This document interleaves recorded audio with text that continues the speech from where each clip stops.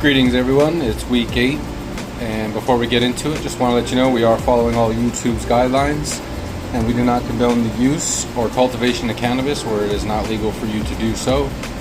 So without further ado, let's hop into it.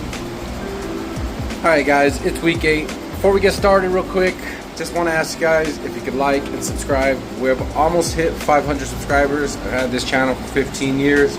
I've made videos intermittently, but I've been trying to stay consistent. So whether you guys love it or you guys are here to hate watch me, if you can, just subscribe and shoot me a like. It'll help push the video out to the algorithm. YouTube's been very strict on my last couple of videos, so that's why I've been having to preface all of these guidelines prior to making these videos, because they've just been getting age restricted. So but yeah, let's get into it. So it's week 8, guys. You know, it's exciting time. We're coming to the end. You know, it's exciting but sad. You know, all these girls have got to go. I hope that we learned a little bit together on our journey here. But for those of you guys that are just tuning in, we are in the R&D room, and what we're trying to do here is just suss out whatever cultivars are not going to be suitable for our feeding schedule. We're trying to crop steer a little bit harder, bring our EC up a little bit higher, and just see what expressions it's going to give our flowers. And in here we got 4 different strains running on the same line, and we're just pushing them to the max. So we got our Skywalkers there, our Oaksterdam OGs there.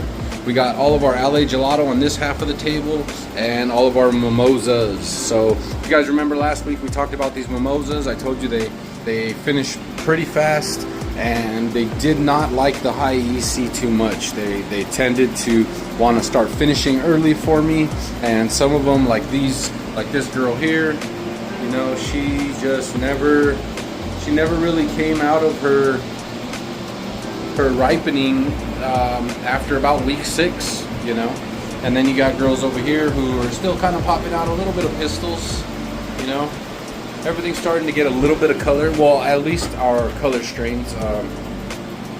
All of our mimosas and our LA Gelatos over there. LA Gelatos are still bumping. They're still going to put on quite a bit of more biomass, but the stacking is beautiful. I couldn't really ask for any better stacking here. It's all the way through on all the oaks back there, all the Skywalkers. They're just stacked all the way down to the second trellis, and they're looking beautiful. You know, our nug size is pretty decent on the LA Gelato. I'm trying to get you guys focused here, and tri production's pretty good. You know, the stacking is really what we were trying to do with our dry backs and our crop steering, because what I tend to get a lot of the time when I'm watering too much too early, weeks 1 through 3, when we're in generative growth, is I'll get these big internodal spacings. You know, I just pulled down a room in the Skywalker, and you see how everything is just stack. So maybe an inch or 2 per node coming off of there.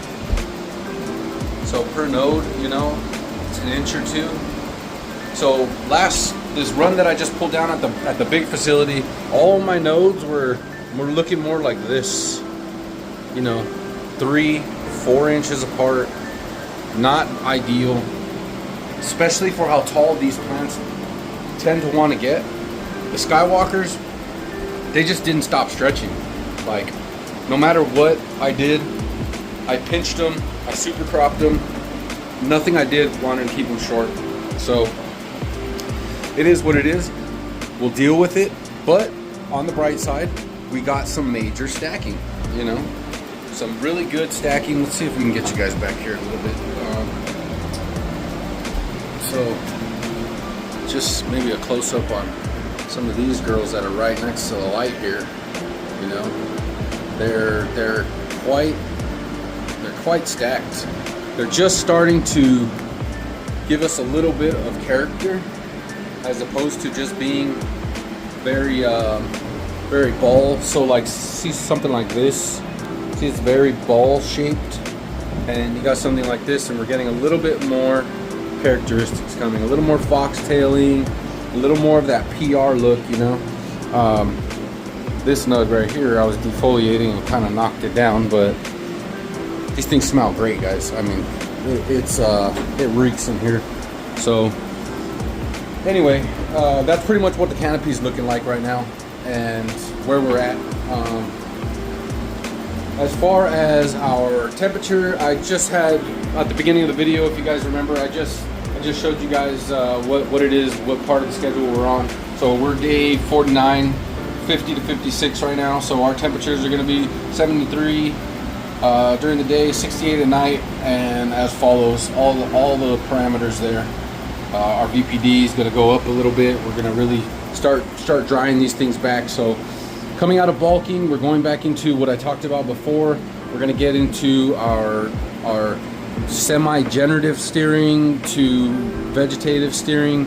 So basically what that means is that we're gonna really get them up to a saturation point really early in the day and just give them a really huge dry back, almost like we did during generative growth.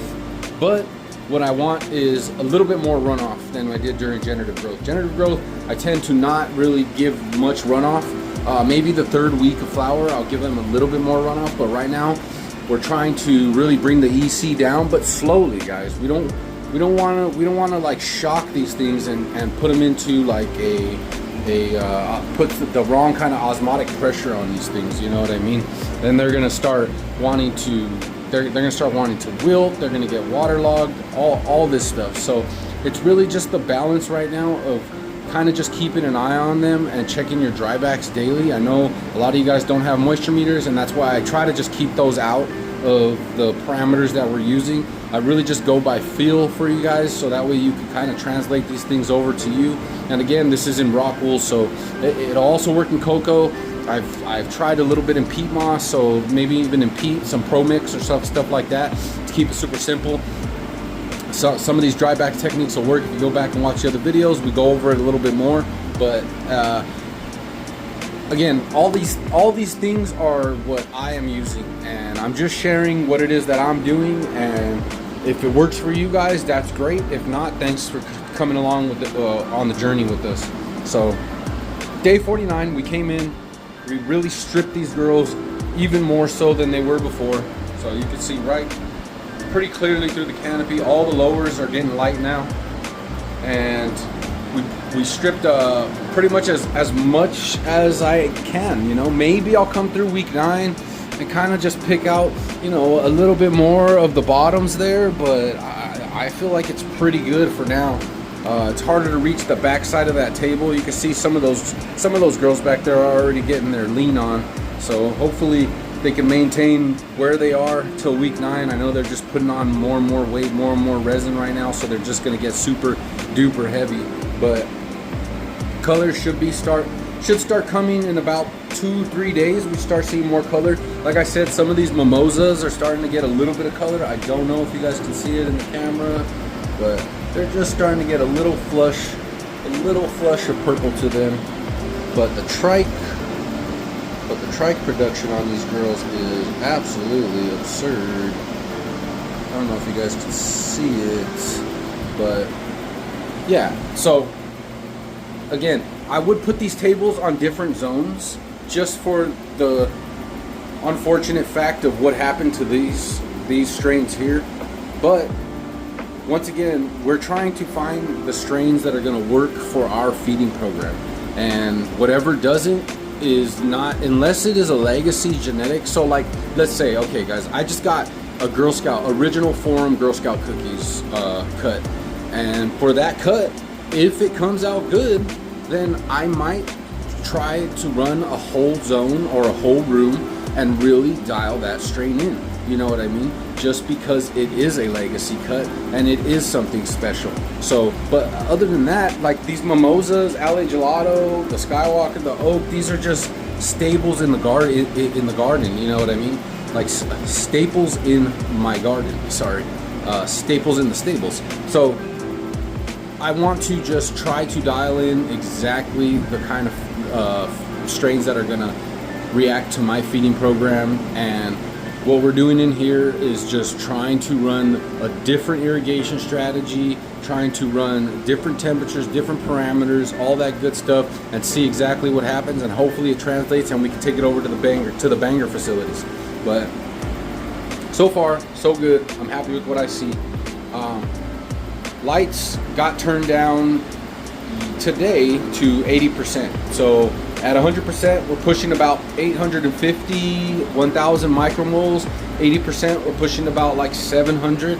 So we're kind of just gonna start dialing it down a little bit. I don't know if I'll go below 80. I usually don't, but if it is the middle of summer, so if I'm struggling on keeping temperatures down in here or stuff like that, because I'm having to run the dehumidifier more to really keep that VPD up, keep that pressure up, keep that evaporation up in the plants, and just that transpiration really going, just to get them to really finish and let them know, hey, like it's time to go, like we need to dry back, you guys are gonna die. Put on as much resin, as much weight, as much character as you can to try to catch that pollen so you guys can get pollinated, you know.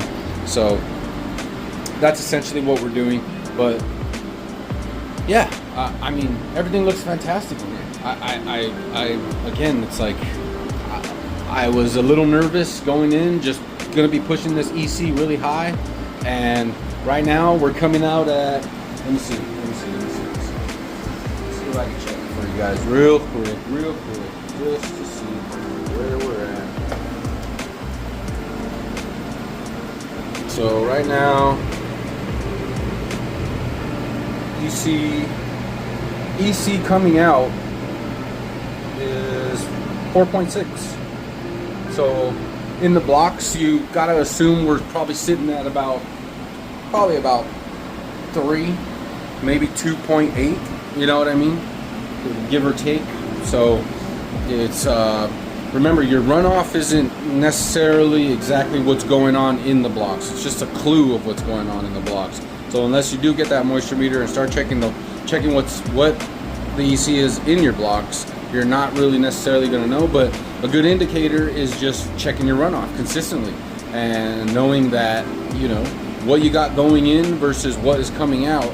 Somewhere in the middle there is exactly where your EC is going to be at, because overnight, as they're getting dry backs, the salts are going to concentrate, and when you resaturate, you're getting a mix of what's going in versus what's sat overnight, you know, whatever the plants didn't use. So expect your EC to be coming out high. Don't go into panic. Don't start flushing your plants. Don't go crazy unless you're seeing some kind of deficiency or some kind of lockout or anything of that nature. You really should not be like worrying too much if you're getting a high EC runoff. I know a lot of gardeners panic, a lot of growers panic when they start seeing that high EC, but I promise you these plants will eat, man. These plants will eat, especially the OGs. The OGs eat like crazy. You can see right now, everything, all of these candies are pretty much done. They're setting. They're not done. They're not ready to pick. They still need to get colored. They still got 2 weeks left of nice resin production and all that good stuff, but you could see that they're set, you know. They've already got their shape pretty much. They got a little bit of white pistil still coming out, and they're just basically going to swallow up a tiny bit more and finish. But all the OGs are all white pistilled out, just nothing but white pistils. Like, they're probably gonna want to go 70 days, you know. And I don't think I'm gonna let them go 70 days, just depending on how these look. I'm planning on pulling these about days 63 to 65.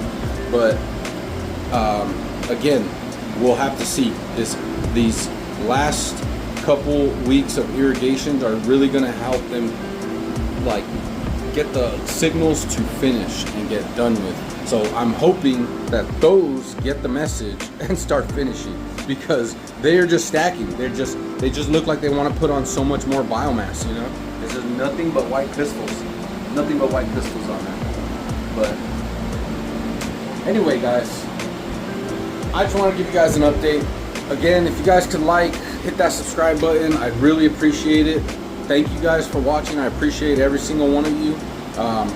You know, I started making videos again, not knowing exactly what was going to happen, and it's great that the videos are getting traction, and hopefully you guys are learning something. And I've taken all of your insight that you guys have left in the comments. I appreciate all of the feedback and all that good stuff. I'm not one to turn away from what is given to me. And again, yeah, guys, appreciate you guys. I'll keep you guys updated. Stay tuned for somewhere around Friday, Saturday. I'll have a bangers update for you guys. A lot of exciting things happening over there. So like I said, we're taking a lot of these strategies, taking them over there, and everything is looking fantastic. I haven't been this happy and this enthusiastic about going into work over at the bangers. You know, this is more of my passion of what exactly I love doing, which is, you know, trial and error, just really pushing these plants to the max. And at the big facility over there, it's really just about trying to maintain quality and without sacrificing our yield too much. You know what I mean? Putting out a good product, putting out good medicine consistently, and just making sure that we can pay the bills and keep the lights on. So, because other than that, it all goes away.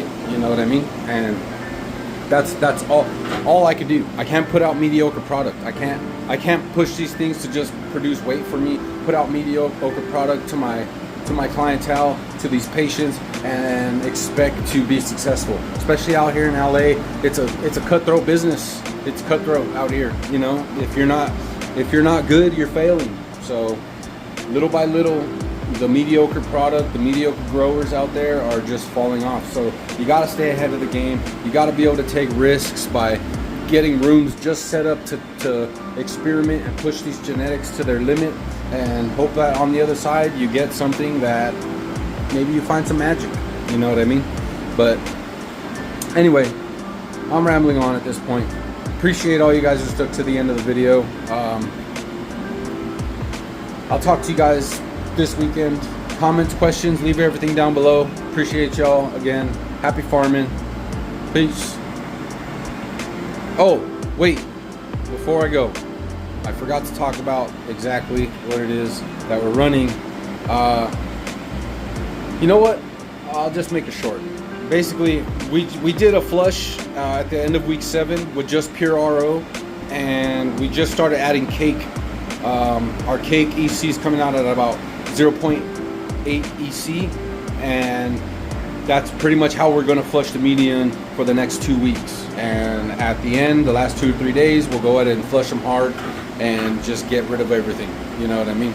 Just kind of get them ready to get taken down. But anyway, I'll make a little short about that, hopefully. But yeah, happy farming. Peace.